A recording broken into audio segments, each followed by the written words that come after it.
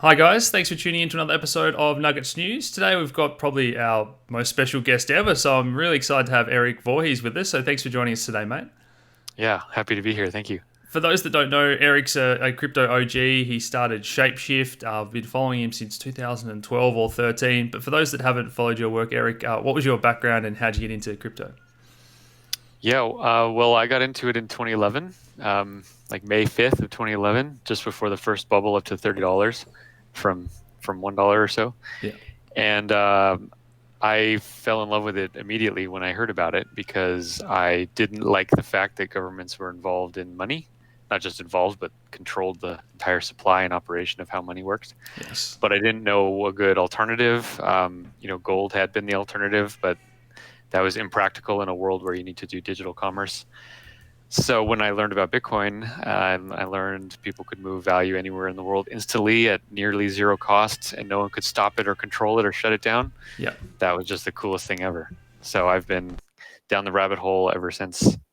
And when did you start Shapeshift and then Keep Key you're involved with now as well? Yeah, a little over 5 years ago. So July of 2014 was when we launched.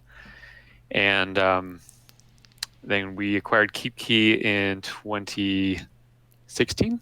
Yeah. And for Yeah, and for people 2017. that people are more familiar, I guess, with dexes and that, but how would you describe Shapeshift? And it was a lot different the landscape back then in the early days, wasn't it? Yeah, shapeshift should probably be understood sort of in two phases. The early shapeshift that most people are still familiar with is basically a tool to convert one asset into another. So Bitcoin into Litecoin, Litecoin into Ethereum, and to do it quickly and easily. The new shapeshift platform we launched just this last July and is much more of a comprehensive full self-custody platform for crypto management. So you can plug your hardware wallet into it. We have a software version launching soon, and it's basically like a self-custody alternative to a Coinbase. So you can trade, see your portfolio, convert cryptos to each other, buy and sell with a bank account, send and receive, hold, basically all those basic services you would do. Yeah, and a lot of people, even we've done the tutorials on Ledger and Trezor, but I definitely want to do the Keep Key. It's got a fantastic interface, and it really does. It does feel like an online bank or something. It's very nice and clean. Yeah, well, and it works with Trezor and Ledger soon. So basically, anyone's hardware wallet they can just use on the Shapeshift platform. So if you have a Trezor, you can think of Shapeshift as a new interface for your Trezor. Similar to my Ether wallet and that. So that was really ahead of its time, wasn't it? Back then, being able to just click a button and it was integrated into Jax and a lot of the cool wallets that were going around at the time. So what was happening on the back end there, and is that hard to build out at the time when you were so far ahead of the game, or? Um, there were a lot of challenges to it. I mean, mostly the structural challenges with running the service was that unlike a normal exchange that has all the crypto centralized and they're just running basically all the exchanges that are going on are just database entries within that server. Yeah. We're running everything on the blockchains natively. So when someone sends Bitcoin to us, that's a blockchain transaction. Then we're sending Litecoin to them on the blockchain. So we're running nodes and doing just an incredible amount of actual blockchain transactions. And that infrastructure building was really challenging. We were using a lot of nodes and blockchains at higher capacities than they'd ever been designed for or used generally. So Yes. we ran into all sorts of issues with that. So things like Ripple would take any server it was on, it would just consume all the resources and kill any other services running on it. Like things like that were really hard to deal with. But Yeah, yeah, and people would click swap Litecoin for Bitcoin, and then that wouldn't be in their wallet an hour later, but the blockchain would be busy, and they're not understanding it. It's an on-chain transaction, and they're hitting up Shapeshift support. So I remember how like the madness of like on social media back then. yeah. So yeah, a lot of the user experience issues with the blockchains we basically imported into our experience, and so people would contact us upset about something that was not our issue. It was that they didn't use the right mining fee, and then we had to teach them about mining fees, and so those kind of issues came up all the time. Absolutely. So just today we've seen another hack with BitMEX, leaks and whatnot. So is that something that's holding the industry back? And I know the serious money, the big players. There's still a lot of people I talk to that are a bit older, and they're just not familiar with private keys and hardware wallets. So is that something that you see that's matured in the past 12 months in terms of custody, insurance, and just better products like what you guys are building? I mean, exchange hacks have been part of the ecosystem since Mt. Gox, which was one of the worst, of course. Yeah. And there have been dozens and dozens and dozens. And I don't think more than 3 months goes by without some big incident. Unfortunately, it does not seem to change people's behavior very much. Most crypto trading is still by far done at centralized exchanges. Most people use those exchanges as their wallet. So even if they're not trading, they'll hold their crypto, at Binance. And as trustworthy as Binance may be, it's still a centralized exchange, and it's a problem. It's a huge risk. And the original Shapeshift was non-custodial. The new Shapeshift is also non-custodial. So we're basically trying to build an interface where people can do all the trading that they would be doing, and all the holding and wallet management they would be doing, but without us holding custody of any of their funds.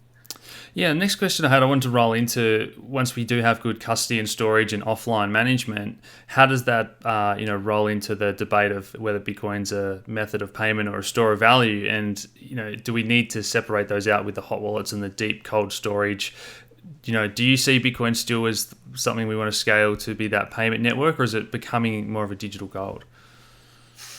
I think it's clearly more on the digital gold side, but it's not an either or thing. I mean, we use Bitcoin for payments all the time, but also the blockchain has a scarcity limit to it. And just like we saw during the bubble in late 2017, the blockchain gets completely congested, and then it starts working worse and worse for actual payments. So, the Bitcoin blockchain as created right now is not a good solution for payments at scale. Yeah. I think everyone understands that. But it works for payments to some extent. And you were part of the Segwit2x agreement, and we never got the two part of that with the block size increase. Are you of the opinion that that is something that still should be done, particularly if we have another big run up and the chains get congested? Or are you of the opinion that these efficiency improvements we're seeing, like Schnorr signatures and aggregation, we should make it as efficient as possible before we just start increasing the block size? At this point, the ship has sailed, and the Bitcoin block size will never be bigger. For better or worse, we will see how that plays out over 10 or 20 years. Yeah. But no one has the will or desire to even go back into those debates, because they were just so disheartening and miserable for everyone.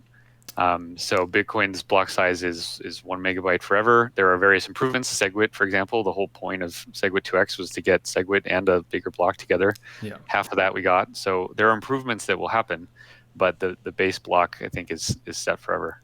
And is that something that's a little bit disheartening for you and someone, I've watched these debates unfold since very early on, and to know that we're probably never going to get that through without, a chain split and whatnot? Well, the chain split already happened. Without another chain split. Well, the chain has split many times at this point. I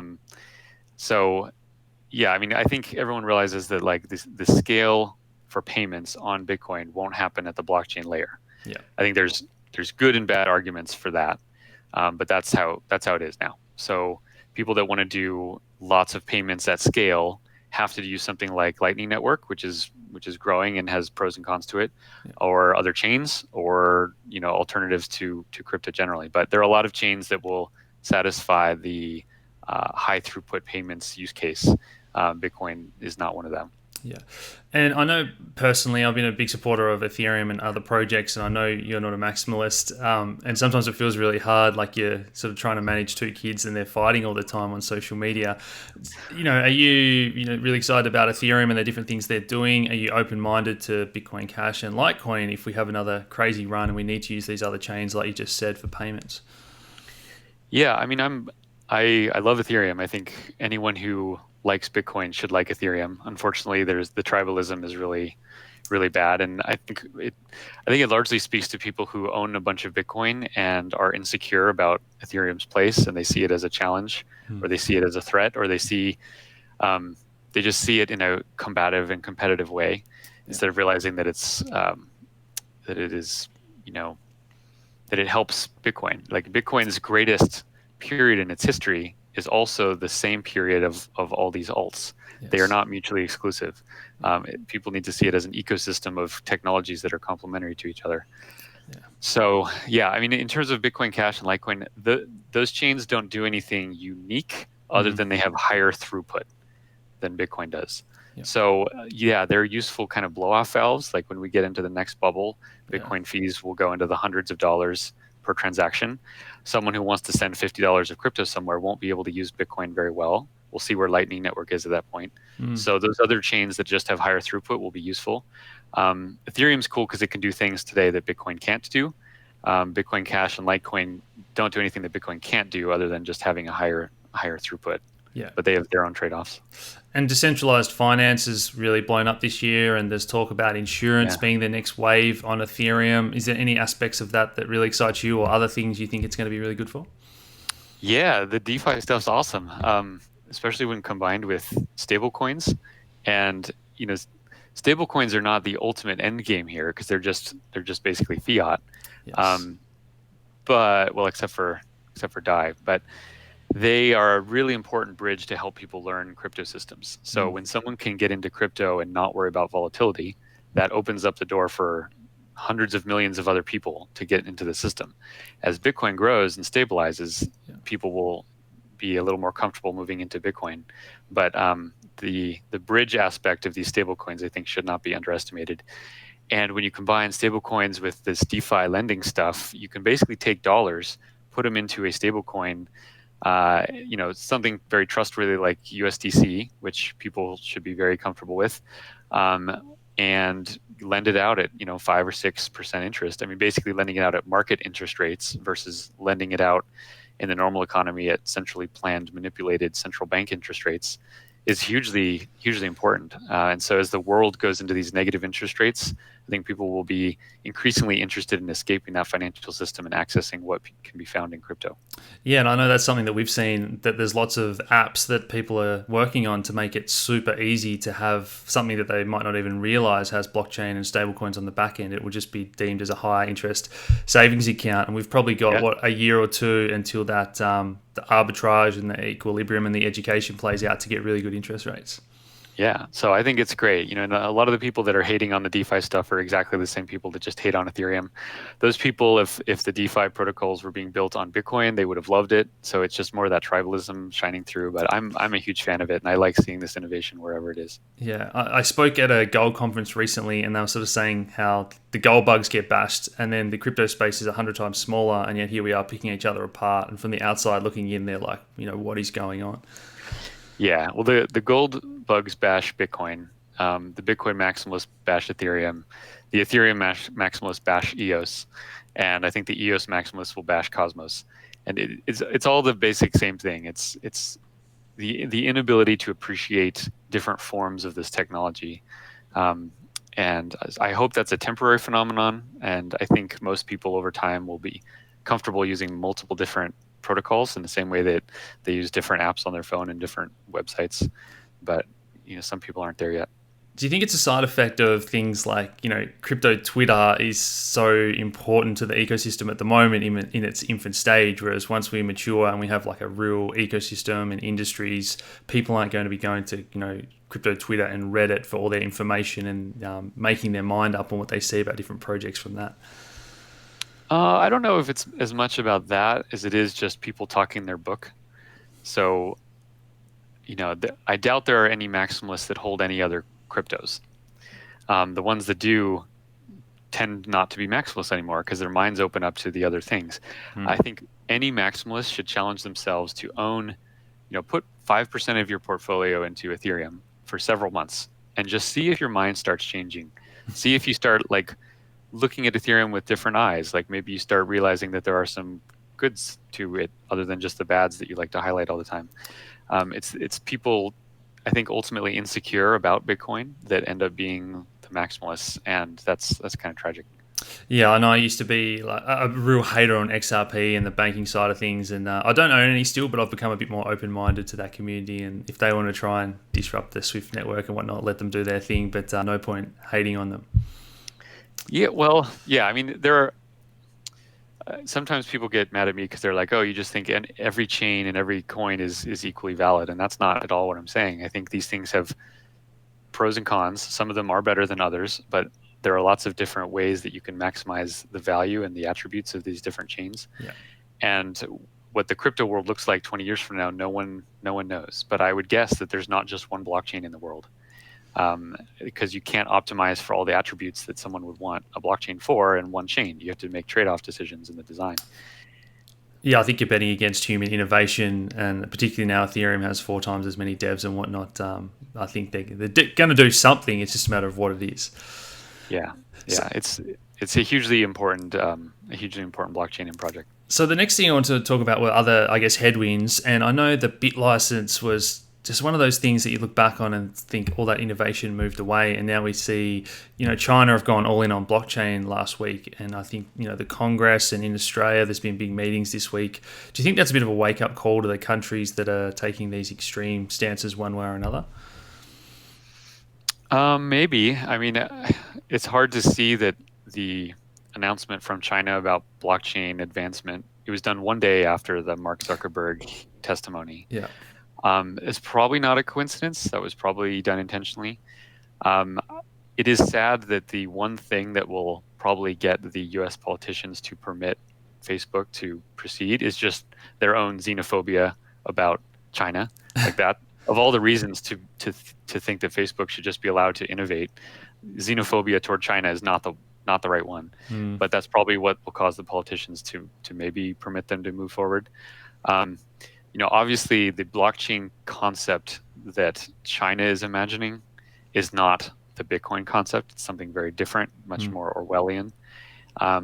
But the point is made that crypto and blockchain technology is now really a global political phenomenon, and has moved far out of the realm of just being this little niche joke or hobbyist thing, which it was back when I first got involved. It was just, no one took it seriously. And now you have the leaders of the world talking about this stuff. And it's amazing. And meanwhile, Bitcoin continues to grow and expand, and it's become more commonplace.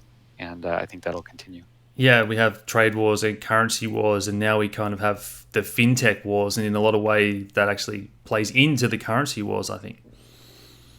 Yeah, and hopefully people will realize that money is too important to be attached to any flag, and that money should really be a market-based good, not a good based on politicians. It is tragic that currencies move around based on political changes, and money shouldn't be subject to that stuff. It pollutes the importance of money. But before Bitcoin, there wasn't really a good digital form of money, and now we have it. And so the world can actually escape the political money and move into something that is more market-based. Yeah, one of the things I'm working on at the moment is doing research on all the different currencies, and there's over 100, and there's a lot of these Southeast Asian countries that are, it's very specific to little regions. And now we're in this global age where we have the internet, and these people can do commerce and talk to anyone in high definition like we are, yet they can't move value anywhere. So I just see that absorbing, like it only has to absorb 1%, 2% off all these currencies, and Bitcoin's market cap is going to hit $1 trillion easily. Oh yeah, absolutely. I mean that happens within 2 years. I tend to agree. Do you think that this is, it started off and people say, you come here for the riches and you stay for the tech, but I've always thought that it's, the people that once they're involved, like you and I, it's very much a social movement, and now we're seeing populisms and Occupy Wall Street, yellow vests.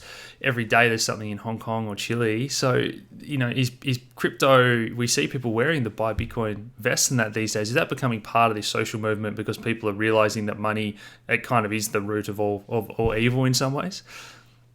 I think Bitcoin is a prism through which people see the world in different ways. And this has been one of its greatest attributes, is that someone who's interested in the technology or the cryptography might appreciate it for those reasons. Someone who's interested in taking down the Federal Reserve, like me, is interested in it for that reason. Yeah. People who and then there's someone who just wants a cheaper way to send money to their family. They don't care about the politics or the ideology. They don't want to be spending 15% every time they send a paycheck to their family. So it's really a hydra, people see different things in it, and that's really just like the internet. What is the internet? Well, it's different things to different people. That's a sign of a truly transformative technology. Yeah, and I'm not sure. I think you're a bit young, maybe to answer this question, Eric. But I know in the early days of the internet, there was those stories of, oh, if anyone can send anyone information in the world, terrorists, drugs, all the bad stuff's going to happen. But look, how much good the internet's brought. It's exactly the same thing for Bitcoin. Oh, what if anyone can send money to anyone? Look at the bad stuff that's going to happen. But really, that's such a tiny percentage. Yeah, I mean, obviously bad stuff will happen with Bitcoin. It's a useful tool. Bad stuff happens with cars. Bad stuff happens with alcohol, with knives. Cell phones are used by terrorists. I don't think anyone thinks that the world should not have cell phones. People need to accept the fact that useful tools can be used by bad people. Don't blame the tool. Yeah. Generally, because most of humanity is good, a useful tool will generally be used by good. And you can't shut down the world, or you shouldn't try to shut down the world just because bad people would have a better time. Yeah. Now you mentioned a Prism that people look through, and that reminded me of Prism, the old project, and I did a tutorial on that at the time, and you guys had to shut it down. Was that the regulation side of things? And these days we see like copy portfolios on something like eToro. So is that something that is possible to do again, or it wasn't really that popular, and it's something you're not looking into doing? Or there were sort of three reasons that we shut that off, and it was super cool. So it was sad, but the three reasons were, one is we had designed it with the gas costs of ETH that were like 1/100th of where they ended up. And so to create a portfolio that made sense by the time it was released, you'd have to be creating portfolios that were like thousands of dollars, because otherwise the gas costs were too high to make it useful. Yeah. So that was a problem that in and of itself wouldn't have canceled it, but that was an issue. Two was that we had too many products at that time, and this is just something we learned as a business, is that we need to focus. Yeah. And there's so many opportunities in crypto that we were just moving in too many different directions, and so we had to make a decision to focus the company. So that was two, and then the third, which we didn't convey at the time, but was it was too similar to the new platform we had been working on. So the new Shapeshift.com that is out now has a lot of this portfolio management in it. Yeah. And so it overlaps too much in the Venn diagram with what Prism was for it to make sense for us to be doing both things. Yeah. So we shelved it, even though it was super cool technology. Definitely. Maybe again in the future, once we have the state channels and all that working really well. Next thing I want to talk about was volatility and cycles. So you mentioned, you watched it go from $1 to 30 and back to 2, and we've probably been through, I think it's 7 of these cycles now in that sort of time frame. For me, we talk 4 cycles. We talk about that $1 trillion market cap where I think we're heading, and for me, it's never going to be a straight line. And the only cycles we see are the human emotions. And there's people that have made a lot of money, and now there's 100 times leverage. I actually think that might smooth things out a bit, because there's going to be people that take profits, and then there's value investors that are going to step in. So for people at home, it's very hard to understand why Bitcoin has these cycles. But do you agree? It's just very much we're going to this place that's a lot higher, and we're going to have people that make money and take profits along the way. I think the way to understand the cycles is as follows. If you have the thesis that Bitcoin is going to take over the world, which I do, you just take that as true for a second. There's only so many of them. So as it takes over the world, the price of the coins has to rise, right? So it would be impossible for that price to go in a smooth upward trend, because if that was happening, let's say every month it went up by 10%, something relatively smooth for Bitcoin. It doesn't take too many months of that before people are like, wow, this thing every month it goes up 10%. That's the best investment in the universe. I'm going to buy that. What you basically get is people front loading that growth, and you turn a straight line growth into a parabolic bubble. Yeah. It's kind of inevitable. And then at some point the bubble is way overdone. It's hard to say at what point that is, but at some point it pops, and then it collapses back, and it goes through a correction phase. But that's really the only way that this can work. It can't go up in a straight line. It's not going to stay flat because it's growing, and it's not going to go down because it's changing the world, and it's going to replace fiat all over the world. So really the only way to do that is through these speculative bubbles, and people just need to appreciate that pattern. Even though the bubbles are predictable, it's very hard to predict how long they last, how high they go, when they pop, how far they'll fall, and then all the volatility in the interim. But the bubbles, I think, will continue to happen for a while. They will moderate over time in percentage terms. And after Bitcoin's taken over the world, it'll be a relatively smoother asset, and you won't get bubbles, but you won't have 1,000x returns anymore either. Yeah, and I kind of think that the bottleneck of what happened on chain maybe pushed Bitcoin to slightly higher than it naturally would have gone, and with the 100 times leverage, maybe pushed it further down to where it would have gone in a perfect world when it hit 3K. I don't know, but I definitely think in the next cycle that's going to be smoothed out because of all the trading and the volumes we see these days in the other products. And then the next correction might be, say, 60%, and then the following halving we might have a correction that's, say, 40%, and then all of a sudden, the Aussie dollar's gone down 40% in the past 10 years. All of a sudden, we're competing with very normal movements of Forex currencies. Yeah, and then the day-to-day, Bitcoin is as stable roughly as a large cap stock. That was not the case in 2011. It would, 10, 20, 30% moves in a day were very common back then. Now they're rare. The move just, a week ago was wild. That was 30% in a day. That has not happened since 2011. Yeah. So that was shocking.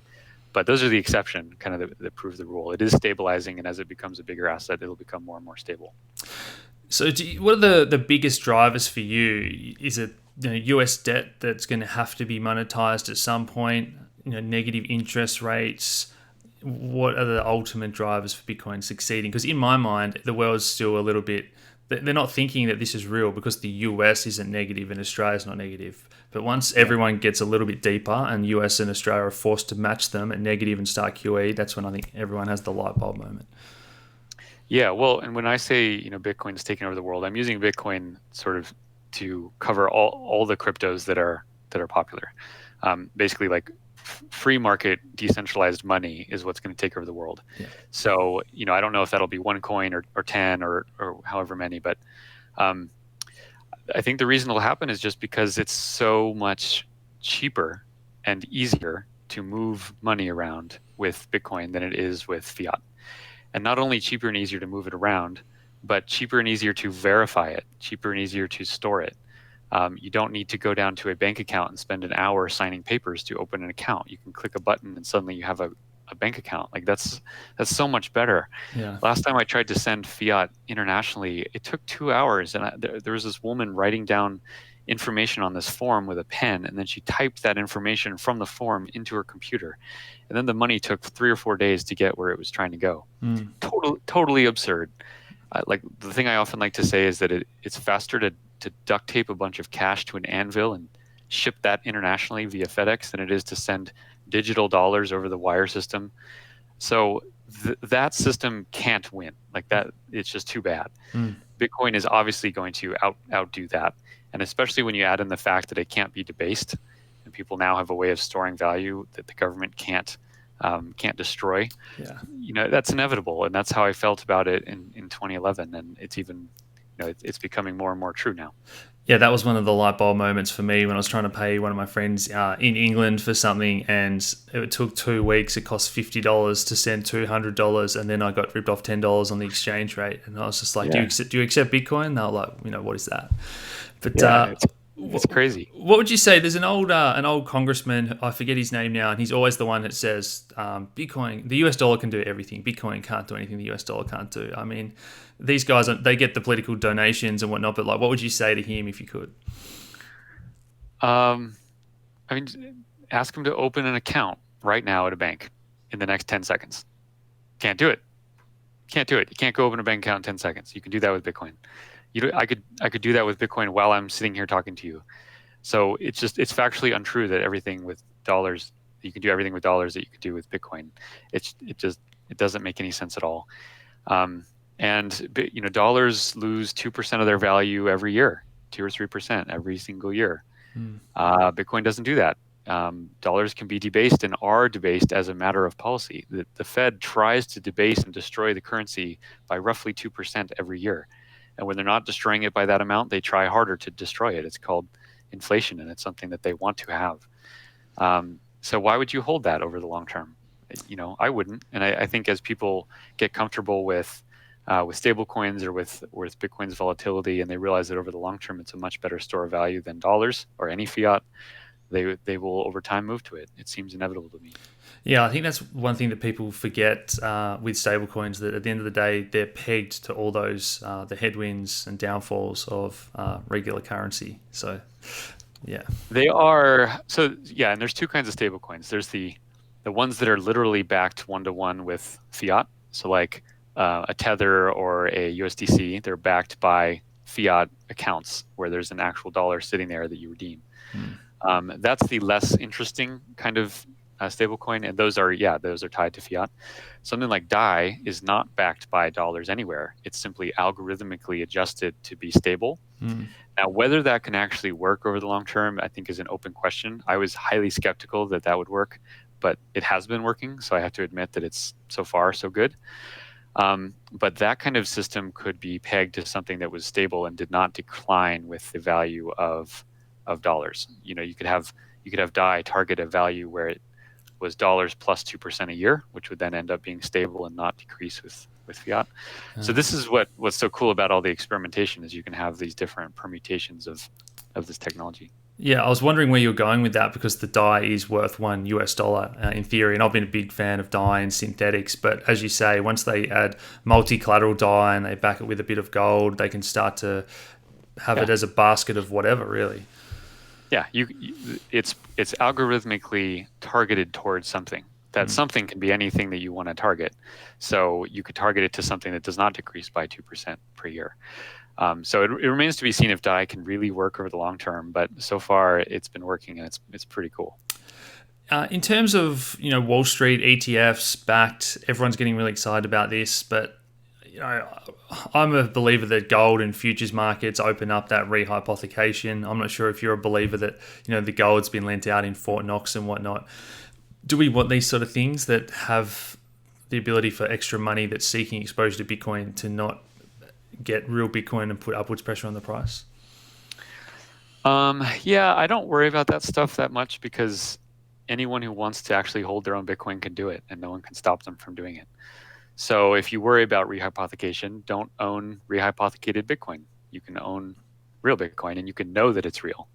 For people that don't worry about that as much, fine. They can own, the paper Bitcoin or the instrument that represents it, and they're taking on some risk that's not actually redeemable at the time they need it, but that's also their choice. So Bitcoin's cool not because it forces everyone to hold an asset, but it lets people not trust anyone if they don't want to. And that doesn't mean that no one should ever trust anyone. It just means that you have a way to not have to trust people if you don't want to. That's very, very powerful. Yeah, trust is the key word there. And I know you've been a big, libertarian. What are the biggest issues that you see facing society today? And I think the US being the world police, we've seen Mark Carney come out and say that they've got too much power having the world reserve currency. Do you think the US is starting to be dethroned? It's not starting to be dethroned yet, but it absolutely will. I mean, it is horribly indebted. There's no way it can pay off its debt, and the debt will grow faster than the economy. So mathematically, it will collapse at some point. There will be a collapse of the bond market. The only way to prevent that is to print so much money and buy all those bonds that you destroy the currency. So either the bond market will collapse or the currency will collapse, which will then cause the bond market to collapse. Yeah. Either way, the U.S. government is going to collapse, and I don't know if that'll be a year from now or 100 years from now. I would say it's probably in the 10 to 30 year time frame, because in that window the math just doesn't work for the bonds. So yeah, I mean, what's the worst thing going on in the world? I think it's not governments, it's people's faith and belief in governments that's the problem. So many people look to government to solve problems and to centrally plan and control systems that are far too complex. And libertarians, people that actually think markets are better, not perfect but better, are a tiny minority. Like in the U.S., there is not a major political party that desires to shrink the government. The Democrats want to grow the government. The Republicans want to grow the government. Both sides want to just grow the government. The problem is that desire to keep growing that central power. And I don't know of a way to stop that other than a horrible calamity and reset of society, which will be an awful thing. But I don't know how that ends otherwise. Yeah, and I think in my mind, I'm really shocked that we don't have, doctors and health professionals making the healthcare policies. It's always government officials with no experience in that industry and a lot of time without real world experience that are making these policy decisions. So through decentralized systems and free markets and whatnot, I think the world would be a better place if we had the people that are leaders in their field making decisions about the relevant fields. Yeah, which is just what a market is. Like, a doctor should make the policy of his practice. And then if you like his practice and his policies, you serve him or you go there and you're his client. And if you don't, you go somewhere else. And through that iterative process of competition, you get the best practices over time coming to the surface. That doesn't mean that there aren't problems or that a doctor won't be bad or harm a patient. But over time, you have an iteration that gets better versus in government, you have iteration that over time gets worse. And with free market money, we're seeing interest rates negative at the moment. Have you ever thought about can Bitcoin be used in terms of lending and loans? Yeah, Can amazing for that. Can Bitcoin work? Will we just have realistic interest rates that assume the actual risk of lending money? Yeah, so Bitcoin absolutely works for lending and loans. There are lending companies now that will take your Bitcoin and give you fiat or take your Bitcoin and give you a different coin. And these are collateralized loans, like over collateralized loans. So there's no credit risk, which is super cool. Someone doesn't need to know the credit score or the history of a person in order to hold their Bitcoin and then give them a loan. That's really magical, and that can happen all over the world. You can have, a lender in South Africa making a loan to someone in Florida in the U.S. and they don't need to know each other at all. That's never been possible before crypto. So yeah, in that world, no one is setting the price of money. There's no central bank telling you what the price of money should be. So you end up with actual market-based interest rates, which is what interest rates should be. The price of money should not be centrally planned. It should be a market derivative. In terms of interest rates, what you said before was really interesting in terms of that window where the mathematics doesn't work out. And it reminded me, we see a lot of these Ponzi schemes starting to pop up again as we approach the next bull market. And they promise the 10% a month, and these things always collapse, 2 or 3 years in generally. And it's the same. Anyone that's done mathematics knows you can't promise to keep going or spending 2% or 7%, whatever the actual number is. It mathematically doesn't work out. Yeah, and the U.S. government is in this total trap right now where they have $20-ish trillion in debt. They're adding $1 trillion every year to that, and so the interest payments are a few $100 billion per year. And that's at these super historically low interest rates. When interest rates rise back up to even normal levels, not high, but just 4, 5, 6%, which is normal. That's hundreds of billions of dollars in additional interest payments every year. Like the whole U.S. military is something like $600 billion a year. So you have interest rates that rise up to 5 or 6%. Suddenly, the U.S. government is spending more money on interest payments than on all of its other services combined. Like that totally doesn't work. So what that means is that the government cannot raise interest rates to those levels. Yes. It has to keep them low, and that means you're going to end up getting this horrible inflation and destruction of the currency. So it's a mess. And I was worried about all this stuff before Bitcoin, but now I'm not part of it. Like I have my escape raft, and I'm watching it all more like a tragic opera than being stuck in the middle of it. Yeah, I tend to agree. And the world is heading in the way of the haves and the have-nots, and those that understand these problems and those that don't, unfortunately. Yeah, and unfortunately, people will continue looking to government for these solutions, and it's the weird, crazy ones that are thinking, oh, like maybe we can just do this stuff ourselves. We don't need a Federal Reserve to manage how money works. Well, Erik, I think that's all the talking points I had today. It's been absolutely fantastic. Any final thoughts for people at home or things you think are really important for them, anyone in the crypto space? I guess the thing I always like to say is for any of your listeners who are really early or like don't own any Bitcoin or are trying to learn about this stuff, before you buy any, just really try to learn about it. Learn how to use it safely. Learn what it means to be a custodial wallet or non-custodial. Learn how the block explorers work, and then once you feel like you learn it and understand it, then buy a little if you want to. But too many people do it in reverse, and they hear this thing is going up, so they buy a bunch, and then it's just the wrong way to approach it. So yeah, that's what I would like to say. And we've got plenty of free resources covering all that stuff Erik mentioned, guys. So Good. yeah, thanks so much for joining us today, mate. It's been absolutely fantastic. Yeah, thanks for having me on. And anyone that wants to check out Shapeshift, just go to shapeshift.com. I'll put all the links in the description below, mate. So cheers. Cool. Cheers, Thank you. guys.